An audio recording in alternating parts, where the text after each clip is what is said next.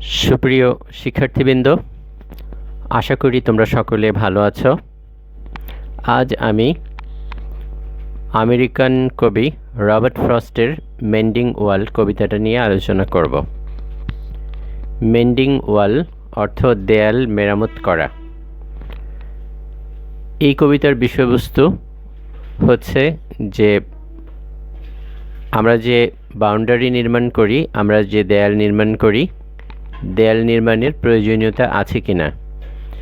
এখানে দেয়াল বলতে শুধুমাত্র দুইটা প্রপার্টি বা দুইটা সম্পত্তির মাঝে যে দেয়াল রয়েছে, দুইটা বাড়ির মাঝে যে দেয়াল আছে সে দেয়ালকেই বোঝানো হয়নি।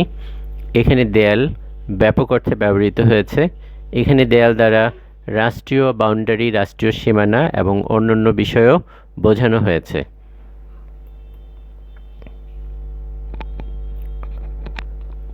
এখন আমরা রবার্ট ফ্রস্ট সম্পর্কে কিছু তথ্য জানি।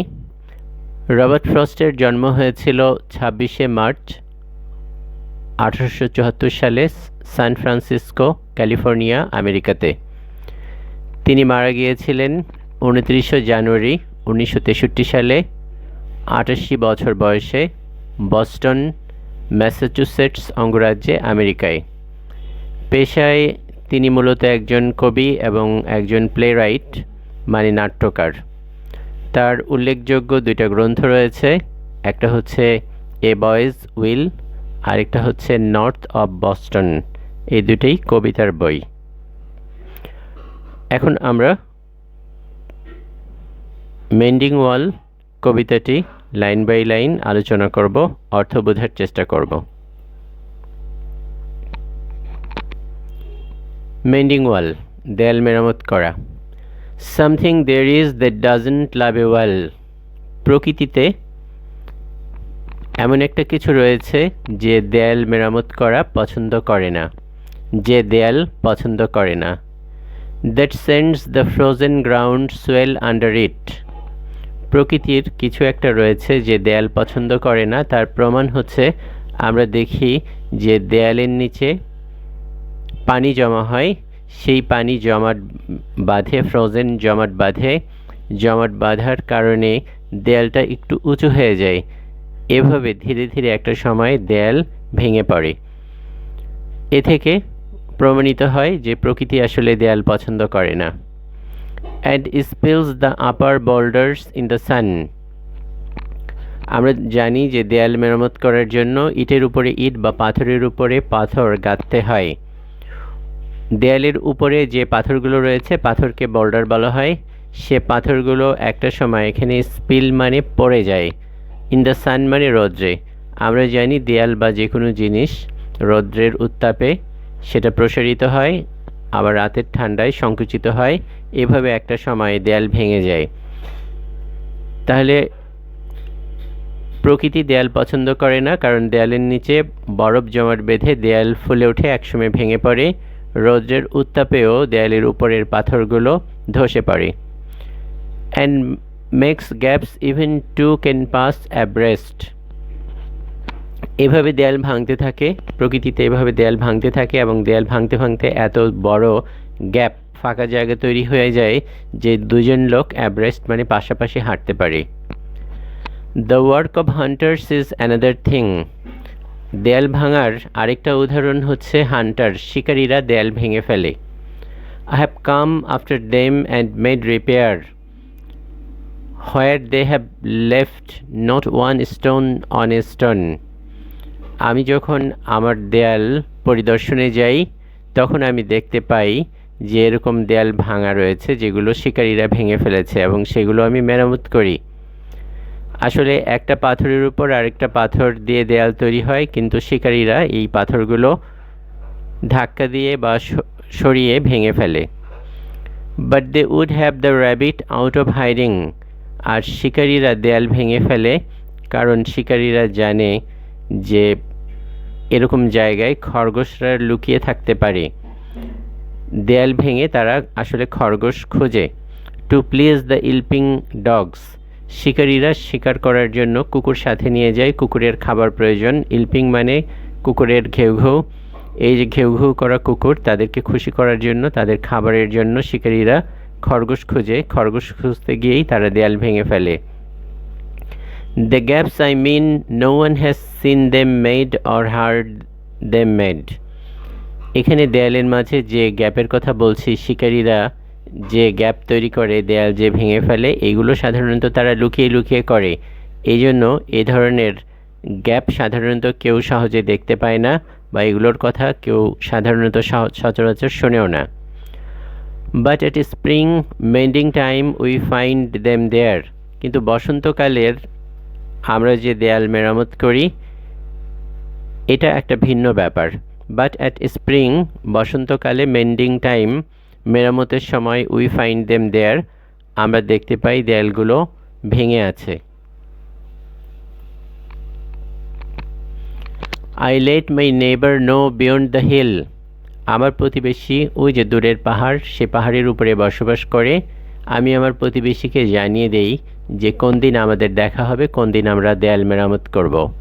And on a day we meet to walk the line, এবং একদিন আমরা দেয়ালের কাছে চলে যাই এবং দেয়ালের পাশে হাঁটতে থাকি। সে দেয়ালের ও পাশে হাঁটে, আমি এ পাশে হাঁটি। And set the wall between us once again, এবং আমাদের মাঝে যে দেয়াল রয়েছে, যেগুলোর পাথরগুলো ধসে পড়েছে, আমরা সে দেয়াল আবারও মেরামত করি। We keep the wall between us as we go.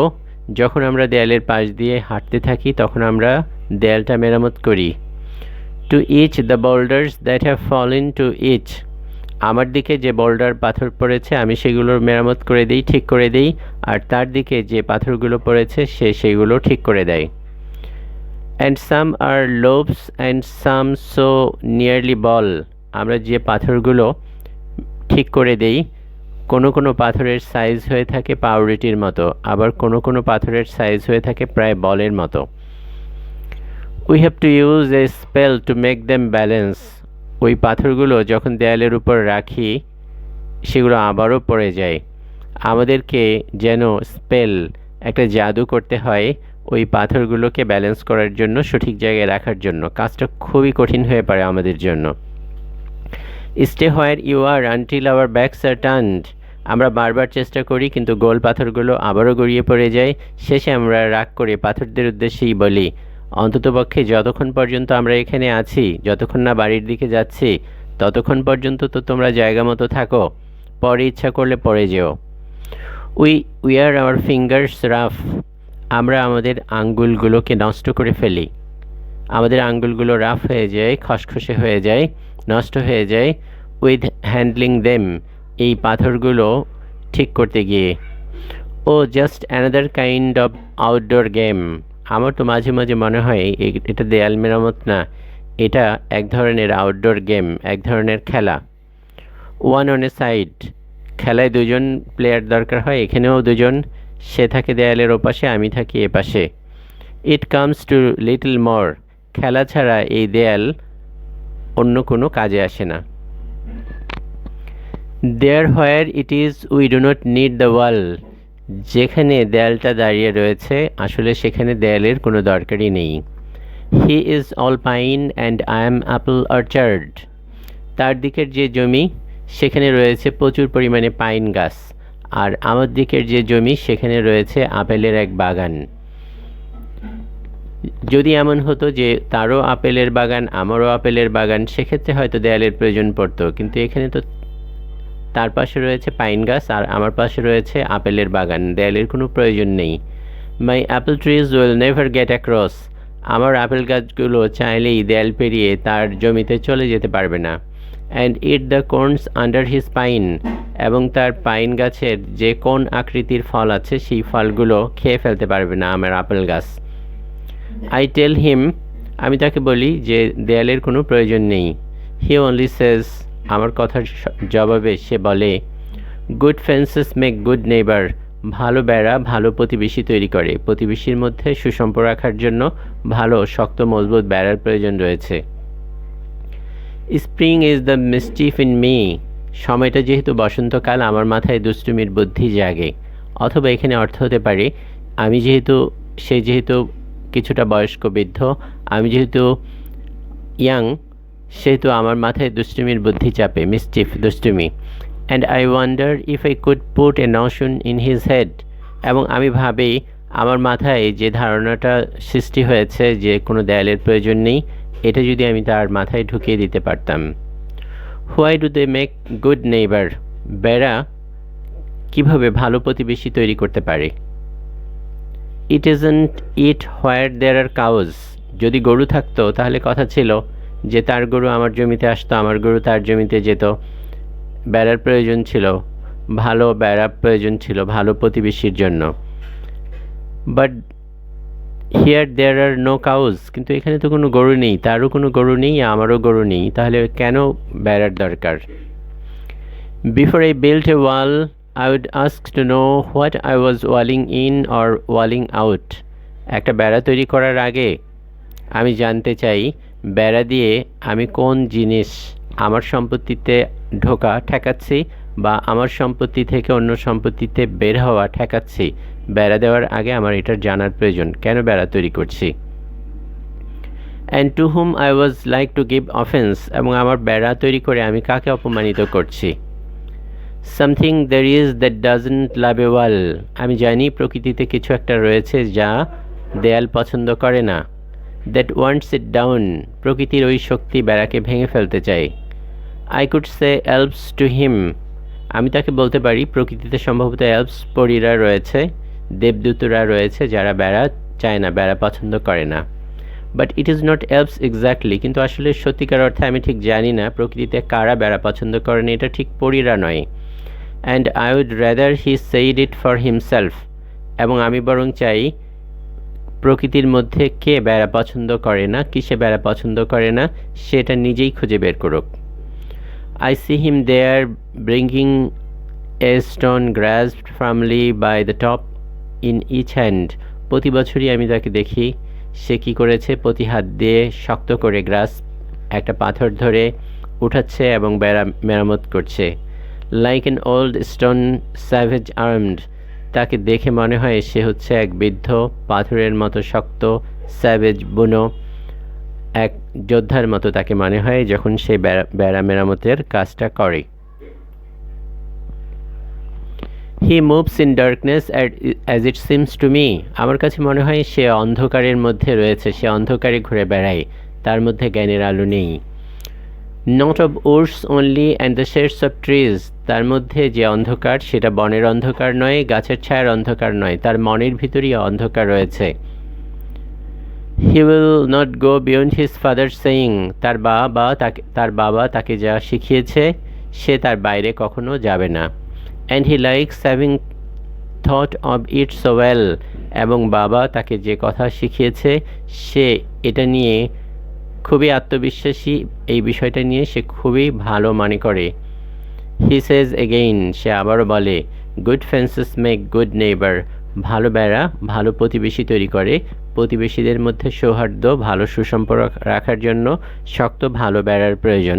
আমার প্রতিবেশী আমাকে এই কথাটাই আবারও বলে। Metre used in the poem, এই কবিতায় কোন মিটার ব্যবহার হয়েছে। আমরা জানি যে বেশিরভাগ কবিতাতেই আয়াম্বিক পেন্টামিটার ব্যবহৃত হয়, এই কবিতায় আয়াম্বিক পেন্টামিটার ব্যবহার রয়েছে। পেন্টামিটার মানে হচ্ছে 5টা ফুট থাকবে। এই কবিতায় আমরা দেখতে পাচ্ছি যে মোট 5টা ফুট রয়েছে, 1টা 2টা 3টা 4টা 5টা ফুট রয়েছে। আর আয়াম্বিক মানে হচ্ছে প্রতিটা ফুটে 2টা করে সিলেবল থাকবে। প্রথম সিলেবলটা হবে আনএক্সেন্টেড মানে অনুচ্চারিত বা স্বল্প উচ্চারিত, আর পরের সিলেবলটা হবে অ্যাকসেন্টেড বা উচ্চারিত। এখানে আমরা দেখতে পাচ্ছি যে প্রতিটা ফুটে 2টা করে সিলেবল রয়েছে। আমরা যখন পড়ব বা উচ্চারণ করব, প্রথম সিলেবলটা আস্তে উচ্চারণ করব এবং পরের সিলেবলটা জোরে উচ্চারণ করব। এই কবিতার থিম বা বিষয়বস্তু, এই কবিতা আসলে 3টা থিম রয়েছে কবিতার। নিড অফ বাউন্ডারি, আসলে বাউন্ডারির প্রয়োজনীয়তা রয়েছে কিনা।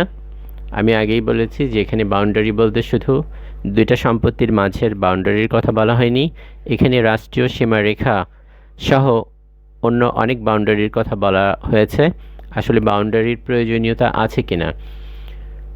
আমরা এই কবিতায় দেখতে পাই যে যারা ইয়াং তারা মনে করে যে বাউন্ডারির প্রয়োজনীয়তা নেই, আর যারা ওল্ড তারা মনে করে বাউন্ডারির প্রয়োজনীয়তা রয়েছে। রবার্ট ফ্রস্ট এখানে আমাদেরকে উত্তর দেননি, তিনি আমাদেরকে এই বিষয়টা নিয়ে ভাবতে বলেছেন। দ্বিতীয় বিষয়বস্তু হচ্ছে নিড অফ ট্রেডিশনাল অ্যাক্টিভিটি। আমরা যে ঐতিহ্যবাহী অনেক কাজ করে থাকি, নিয়ম মাফিক অনেক কাজ করে থাকি, এগুলো আসলে করার প্রয়োজনীয়তা আছে কিনা। যেমন প্রতি বছর নিয়ম করে বেড়া মেরামত করা, এই ধরনের জিনিসের প্রয়োজন আছে কিনা। রবার্ট ফ্রস্ট এখানে ইঙ্গিত দিয়েছেন যে এই ধরনের কাজ আসলে প্রয়োজনীয়তা নেই। আমরা জানি যে গ্রিক মিথোলজিতে একটা কাহিনী রয়েছে যে এক রাজাকে এমন শাস্তি দেওয়া হয়েছিল, দেবতারা এমন শাস্তি দিয়েছিল তার অপরাধের জন্য, তার পাপের জন্য, যে সে একটা গোলাকার পাথর কষ্ট করে বয়ে নিয়ে যাবে পাহাড়ের চূড়াতে, পাহাড়ের উপরে, এরপর পাথরটা সে ছেড়ে দেবে, পাথরটা আবারও নিচে গড়িয়ে পড়বে, তার কাজ হবে পাথরটা আবারও পাহাড়ের উপর নিয়ে যাওয়া। তো এভাবে অবিরত সে এই কাজটা করতে থাকবে শাস্তি হিসেবে। তো বেড়া মেরামত করাটাও লেখক অনেকটা ইঙ্গিত দিয়েছেন অনেকটা এরকম অপ্রয়োজনীয় একটা কাজ। কবিতার তৃতীয় বিষয়বস্তু হচ্ছে need of new idea modernisation. আসলে পুরনো ধ্যান ধারণা ত্যাগ করে আমাদের কি নতুন ধ্যান ধারণা গ্রহণ করা উচিত কিনা, সে বিষয়টা সম্পর্কে ভাবার জন্য এই কবিতায় লেখক ইঙ্গিত দিয়েছেন। রবার্ট ফ্রস্ট একজন ফিলোসফিক্যাল পয়েট, তিনি একজন দার্শনিক কবি। তিনি একটা চিন্তা আমাদের মাথায় ঢুকিয়ে দেন এবং এই বিষয়ে আমরা যেন চিন্তা ভাবনা করি। তার কবিতা আমাদেরকে এরকম চিন্তার খোরাক যোগায়। সুপ্রিয় শিক্ষার্থীবৃন্দ, আশা করি কবিতাটি তোমাদের ভালো লেগেছে। আমার সাথে থাকার জন্য সকলকে ধন্যবাদ।